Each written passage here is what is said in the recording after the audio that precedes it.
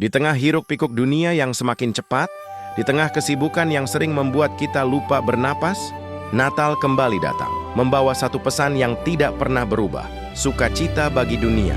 Namun, jika kita jujur, kadang kita bertanya dalam hati, di mana sukacita itu sekarang? Karena bagi sebagian orang, Natal bukan hanya gemerlap lampu dan hadiah. Ada yang merayakan Natal dengan kursi kosong di ruang makan, karena seseorang yang dicintai tidak lagi ada. Ada yang menatap langit malam sambil menahan air mata, mencari jawaban atas pergumulan yang menekan hati. Ada yang merasa tertinggal, terluka, atau sendirian, meskipun dikelilingi banyak orang. Tetapi justru di sanalah pesan Natal berbicara paling kuat.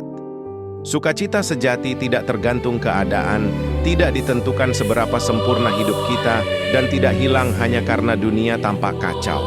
Pada malam yang sunyi di Bethlehem, ketika dunia juga dipenuhi kegelisahan, hadirlah seorang bayi kecil dalam palungan sederhana. Tidak ada istana, tidak ada pesta mega, tidak ada tepuk tangan, hanya kehangatan kandang, hembusan napas para hewan, dan bintang yang bersinar lebih terang dari malam sebelumnya. Tetapi dari tempat yang paling sederhana itu, tumbuh sukacita yang paling besar. Sukacita yang melampaui rasa takut, melampaui luka hati, melampaui segalanya yang tidak membuat kita merasa cukup. Malaikat berkata, "Jangan takut sebab aku memberitakan kabar baik yang menjadi sukacita besar bagi seluruh bangsa." Bukan hanya untuk orang kuat, bukan hanya untuk orang kaya, bukan hanya untuk mereka yang hidupnya baik-baik saja, tapi bagi seluruh bangsa, termasuk kita. Artinya sukacita itu tersedia bagi orang yang hatinya patah, bagi yang merasa gagal, bagi yang sedang berusaha bangkit lagi, bagi yang merasa aku tidak layak. Justru bagi mereka, Yesus datang dengan tangan terbuka. Sukacita itu bukan sekadar perasaan bahagia. Sukacita Natal adalah kepastian bahwa kita tidak sendirian. Allah tahu nama kita. Dia melihat air mata yang tidak pernah kita ceritakan kepada siapapun. Dia tahu pencobaan yang kita sembunyikan di balik senyum.